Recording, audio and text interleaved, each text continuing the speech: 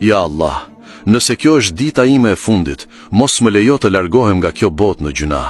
Ja Allah, falem për netët kur të harrova, ndërsa ti kur nuk më harrove mua.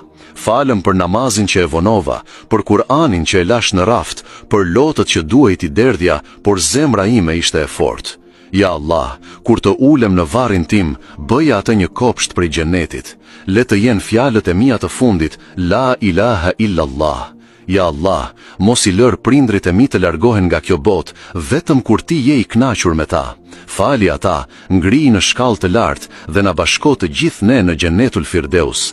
Ja Allah, çdo person që po dëgjon tani, falju mëkatet e fshehta, lehtësoju dhimbjet e fshehta dhe jepu një fund të bukur.